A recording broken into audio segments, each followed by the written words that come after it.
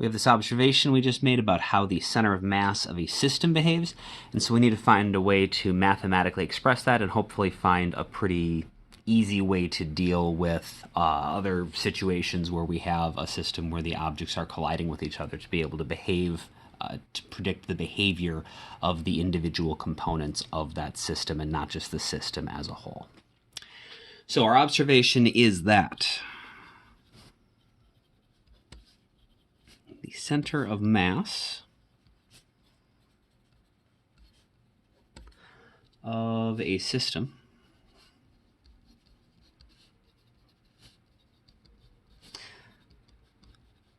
will either remain at rest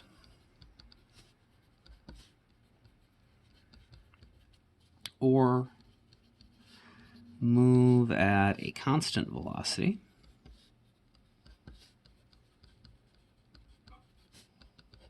if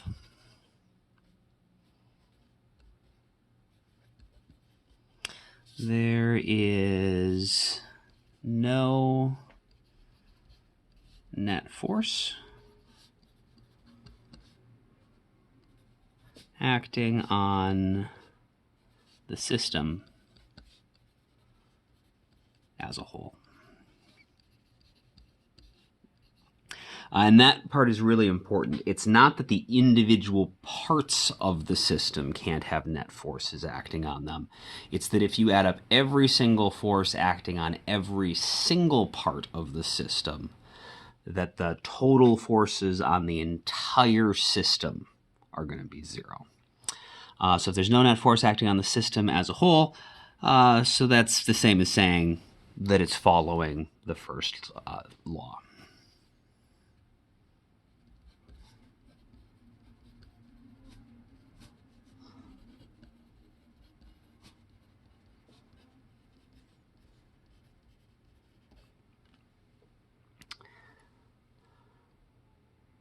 And this is true, and what's important here is this is true even if the individual components are colliding with each other and have changing velocities and do have net forces on them. So the system as a whole, even if the individual components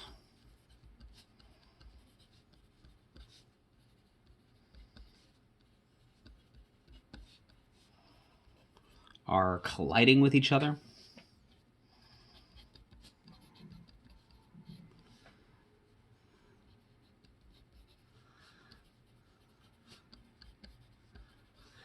and changing velocities.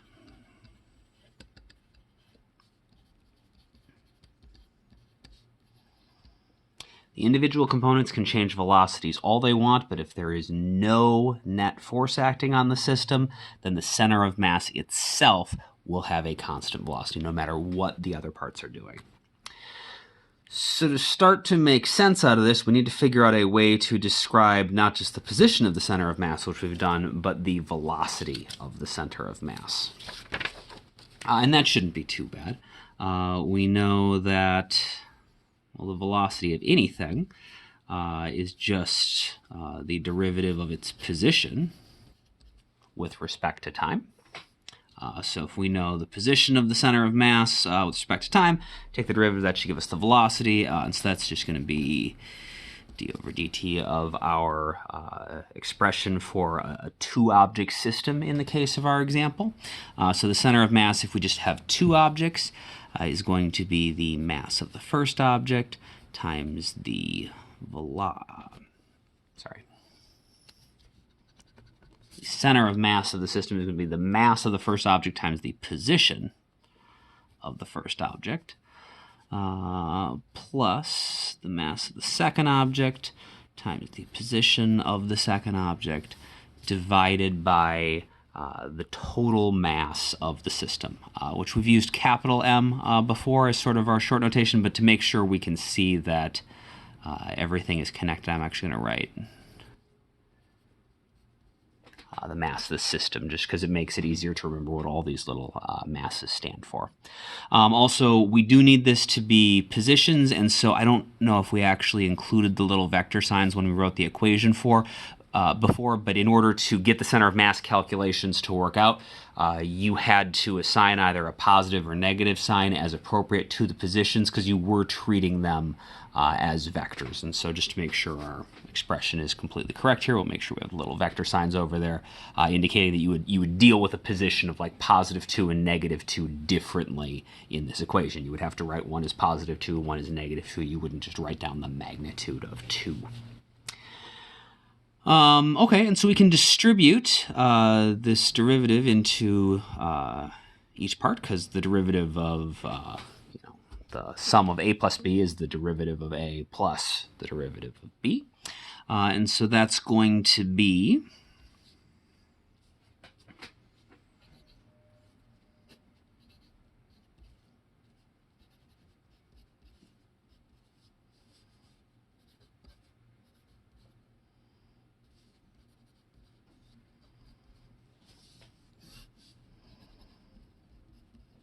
the mass of the system is a constant in this case, and so we can just leave that in the denominator. It doesn't change anything. You can think of that as like factoring it out at the beginning and only applying the derivatives to the stuff that's actually changing, which is, of course, the positions of the objects in the system if they're moving around and colliding with each other. When we take these individual derivatives, the mass itself can also be moved out to the front, so this is a constant, so we can imagine moving this out to the front. We only need to take the derivative of the position, and of course the derivative of the position with respect to time gives you the velocity. So that's going to give us m1 v1 plus m2 v2 over the mass of the system is going to give you the velocity of the center of mass of the system. And so that equation is actually useful on its own if you ever need to calculate the velocity of the center of mass of a system instead of its position. But we're going to now use this to try to figure out our collision observation. So we know that before and after the collision, the velocity of the center of mass stayed the same.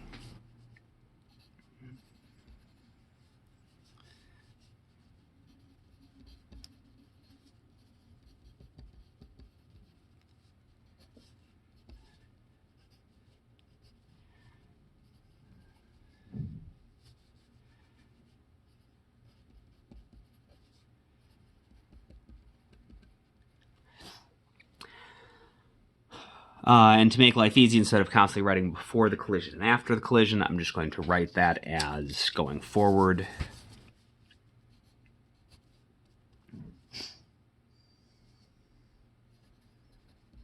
Like this.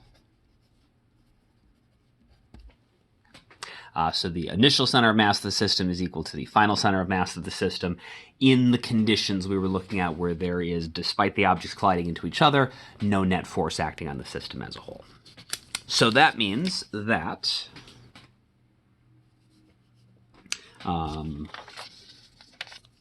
since it's a constant, we can also just refer to that as the velocity of the center of mass before and after. That just is the velocity of the center of mass. And so I'm going to take this first term.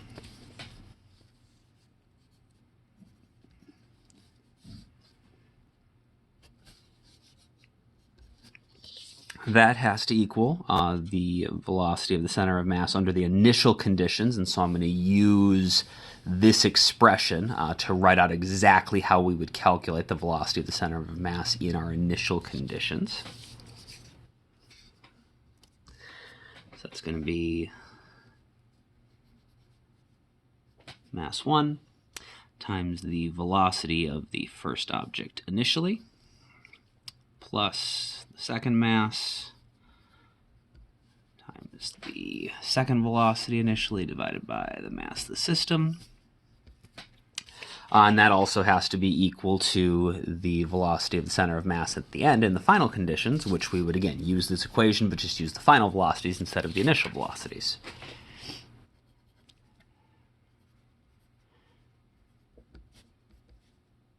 Oop. Getting my notation messed up here.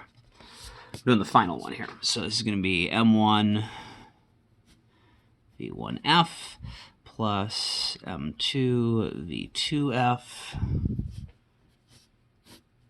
divided by the mass of the system.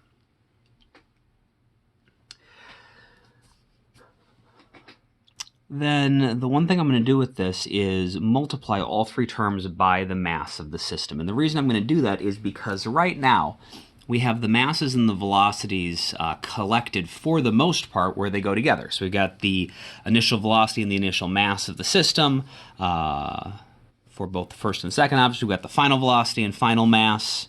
The mass of the objects isn't changing, so it's just m1. But we've got the masses and the velocities at any given time for the individual objects collected. Remember, the velocity of the center of mass is describing the center of mass of the system as a whole, and so we'd like to get the mass term with the velocity term for the system. And so if we multiply all three of these by the mass of the system, that'll cancel out of these two terms and put it over here. So we'll get this.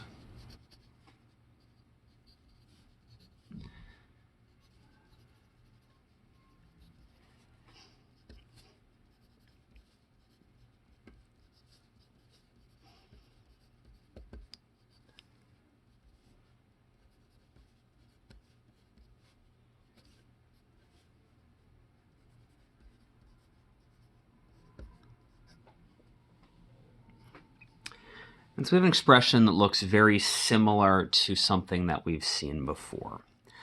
We wrote out something very similar for energy, and it was how we recognized that energy was a conserved quantity, because we had something that we calculated with 1/2 mv squared in the case of kinetic energy. And we figured out that if we added up the total kinetic energy before and the total kinetic energy after for our isolated system, we would wind up with the same amount before and after. And so here we have another expression that appears to also have that same relationship. It appears to be a conserved quantity. If you calculate the mass times the velocity for the individual components of a system, and so this will describe, whatever this mass times velocity is. This describes some sort of quantity about the first object initially and the second object initially, and if you take the total of those two things, that will give you the same thing that you get if you add those up for the final conditions of the system. And both of those are equal to that same expression, mass times velocity, for the system as a whole. And so we have something else that is conserved, not energy, but a new quantity. And so we can sort of conclude that the mass times the velocity appears to describe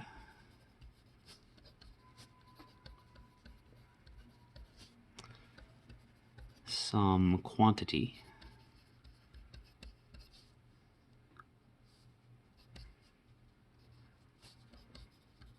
that is conserved in an isolated system.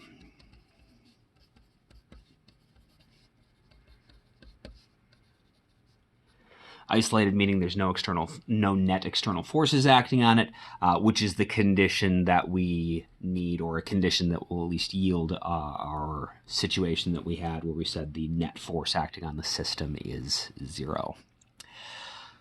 And so this quantity, m times v, is what we call momentum. It needs a name. And we can sort of see what it does. It's similar to energy in that it's similar to kinetic energy in that it's based on the mass and how fast it's moving. However, unlike energy, unlike kinetic energy, it also is going to contain directional information because we can actually use the velocity itself. With kinetic energy, remember, we were just taking the speed squared. So if you think about it in terms of like taking a velocity and squaring it, if you have a +2 or a -2 and you square it, you wind up with 4 either way.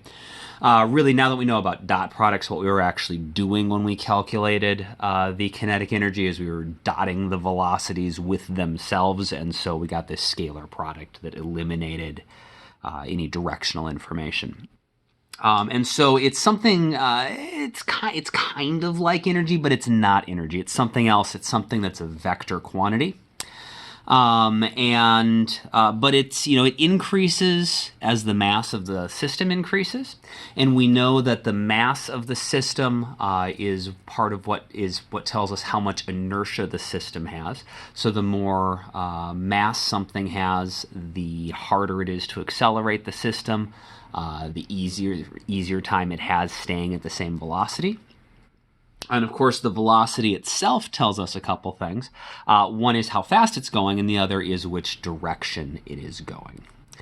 And so when we multiply these two terms together, we will have a quantity that is larger the faster something is going and the harder it is to change its velocity. And it will contain directional information about where it's going. And so what that quantity is ultimately going to do is tell us both which direction an object is moving and how difficult it would be to stop it. We get the directional information from just the sign or the direction on the velocity. And then the idea is that the bigger the mass is or the bigger the velocity is, the harder it's going to be to stop something, because you'd either have to change its velocity more if it's moving really fast, or if it has more mass, it's just going to have more inertia and be more difficult to stop. And so MV Pierce describes some quantities that is conserved in an isolated system. We will call this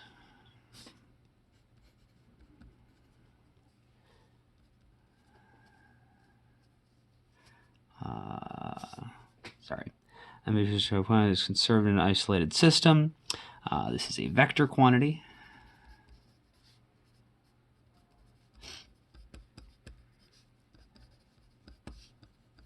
That we will call momentum. And the symbol for momentum, we can't use M because we're already using it for mass, and so we need a different symbol. And so this comes from the, I hear if it's Greek or Latin, impetus is another name that is used to describe a similar concept, and so the P in impetus is where this is coming from. And so we're gonna do another demo where we can actually sort of see what's going on with momentum, what's going on with this mass and the velocity, talk about the idea of what this vector is, the direction on the vector is telling us, and also talk about how do we change something's momentum. We know the more momentum it has, the harder it's going to be to stop, either because it's moving really quick and it's going to be hard to stop for that reason, or just because it has a lot of mass and it's going to be hard to stop. But what if you somehow wanted to change its velocity or to actually stop it? What would you need to do?